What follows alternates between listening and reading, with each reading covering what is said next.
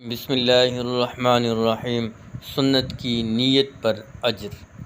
امام علی قاری علیہ الرحمہ اپنی کتاب میں جو کتاب الشفا کی شرح ذکر کی ہے اس میں ایک مقام پر لکھتے ہیں کہ مسلمانوں، دانت صاف کرنے کی نیت سے مسواک استعمال مت کرو، بلکہ اس نیت سے مسواک استعمال کرو کہ یہ پیارے آقا صلی اللہ علیہ وآلہ وسلم کی پیاری سنت ہے۔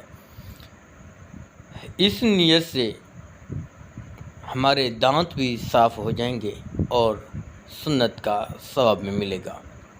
محترم سامعین کرام، یہ ملا علی قاری علیہ الرحمہ نے بہترین بات ذکر فرمائی ہے کہ دانت صاف کرنے کی نیت نہیں ہونی چاہیے، بلکہ نیت سنت نبوی صلی اللہ علیہ وسلم پر عمل کی نیت ہو، تو اس سے ہمارے دونوں کام ہو سکتے ہیں، یعنی کہ دانت بھی صاف ہو جائیں گے اور پیارے مدنی آقا صلی اللہ علیہ وسلم کی سنت پر بھی عمل ہو جائے گا انشاءاللہ۔